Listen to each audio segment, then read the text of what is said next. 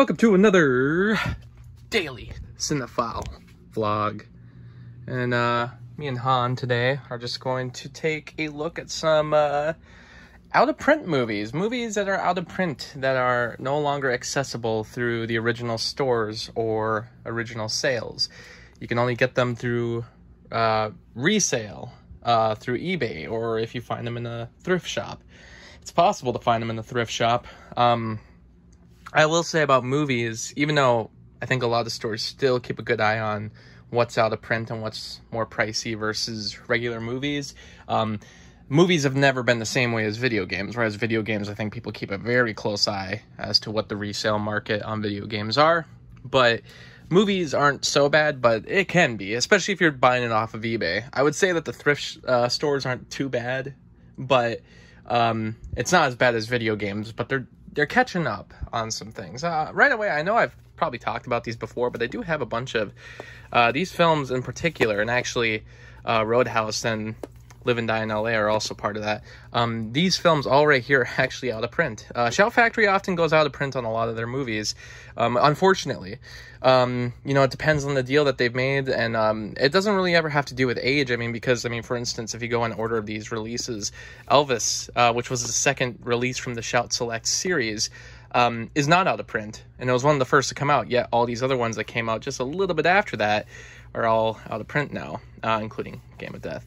And I think Matinee, Man with the Iron Mask, and all these afterwards are still in print. Pink Panther's a big one. If you didn't get your hands on this, you're missing out on all the Peter Sellers Pink Panther films, which is kind of funny because basically these three other ones from the Kino collection, these are all still available. You can still get these movies, but for some reason, their deal went on a lot longer than the collection of Peter Sellers films, which are also considered the better of the Pink Panther films anyway. So unfortunately, if you didn't get it at the time, it goes for a very high price now. I think I even originally bought this for like $70.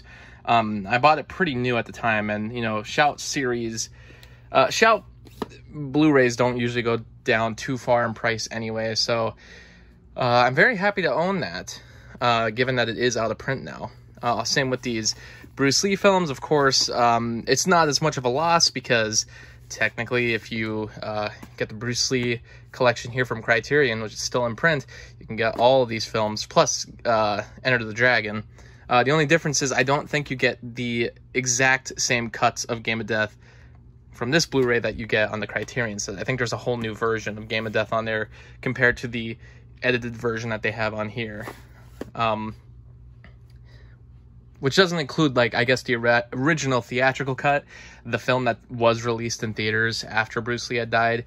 I'm talking more about the edits of the film that were made with the original footage that features only Bruce Lee, which is usually a shorter movie. And they have one version of the film on here, which I believe is just titled, yeah, it's just the Mandarin Cantonese version, 90 minutes long. I thought there was another version on here, but I might be wrong about that. Yeah, but there's two versions on there, but there is a cut of the film on here that features only the footage that was shot with Bruce Lee in it, Game of Death Redux. So this version of the film is not on this Game of Death Blu-ray from Shout. So technically this is like probably the better buy anyway. I can't remember if that 90-minute version's on here, but I'd have to look again. Because basically that would mean there's like 3 versions of the film, I guess. Ooh, if I were to look around, I know there was something else I was thinking about. I guess since I have them here, Dogma is a very popular one that is out of print, which is really too bad because this is one of Kevin Smith's most creative films. Craziest films, and it certainly deserves to have a better release. I mean, this already has, you know, it has some special features on it, but for the kind of movie that this is, I really think this should be on, like, Criterion, or definitely at least with the Shout Factory series. So, hopefully they do a Shout release in the future. Also, like, some of these Criterion releases are out of print. Hamlet, this DVD is out of print.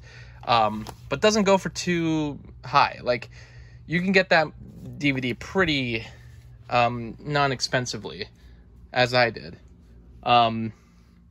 And then I had to think about, you know, Ants. I thought Ants was out of print, but actually I think it was just out of stock on Amazon. Because look, there's Ants. I did purchase it. Thanks to everybody who commented on some of the videos to let me know about that. I did make sure to go buy it. And you know, there's some releases that, I mean, I might have forgotten by now, or even out of print. But I like to kind of keep an eye on it, just because it's kind of nice to know if something you own is out of print. So if for some reason you decide to get a different release of the film in the future, you don't let go of the out of print release. King Kong Escapes is another one that I thought was out of print, but it actually was just out of stock. Sometimes it's kind of hard to tell online with some of these releases.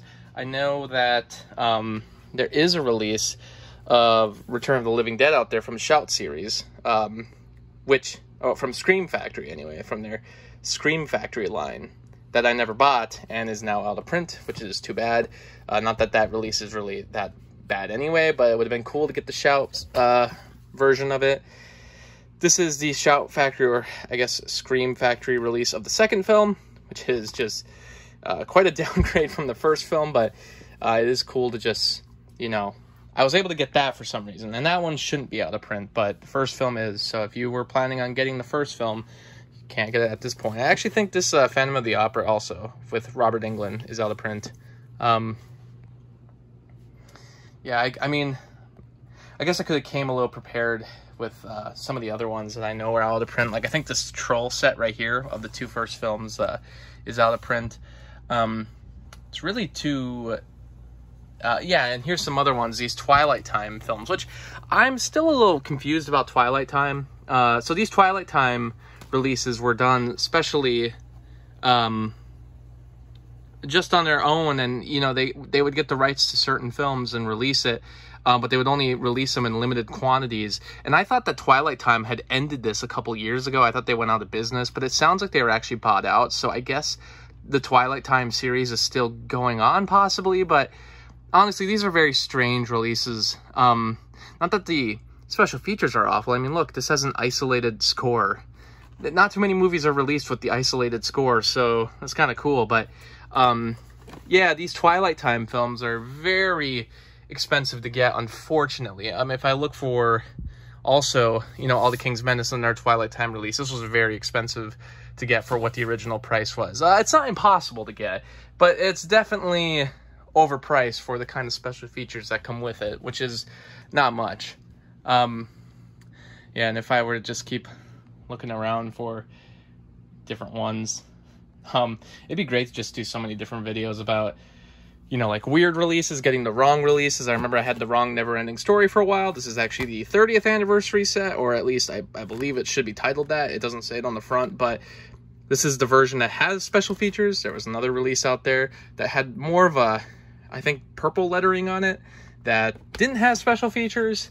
There's versions of movies out there that you know, just from the outside, they look so fake. Like, really?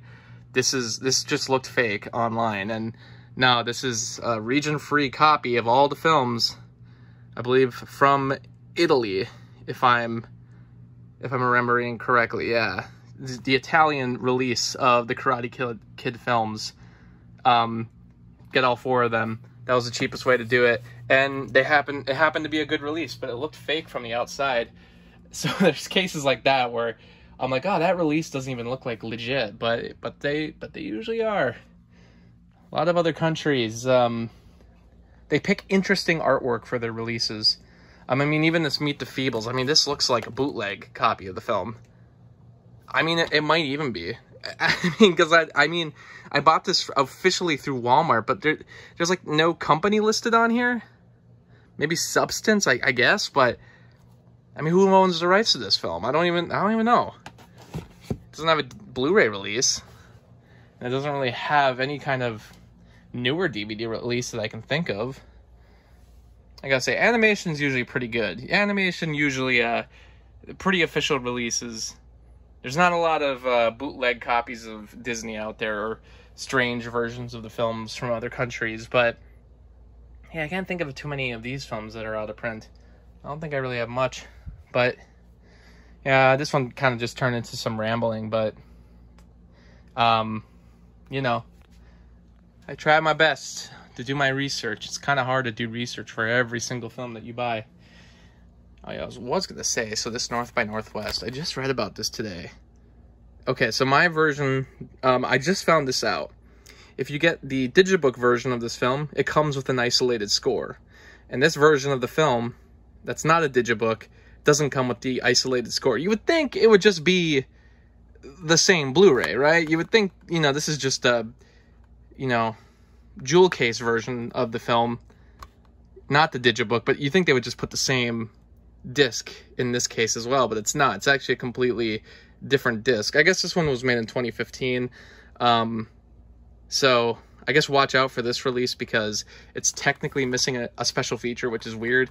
It didn't come with this Hitchcock Masterpiece collection because this is from the UK, and this version of the box set doesn't have North by Northwest. It has all the Universal films, but not the Warner Brothers release of North by Northwest. If you get this in America, it comes with North by Northwest, but it also goes up like $30 just to get that disc, which you can buy it separately for cheaper. However, if you buy this version of the film, it's not going to have the isolated score, which I guess is fine, but I didn't even realize that till today. I would have figured, wouldn't they be just using the same disc? So now I have to watch out for that. There may be just, even if they have the same artwork, just because one's a digibook and not even like an extra disc, it may have different special features, which is crazy.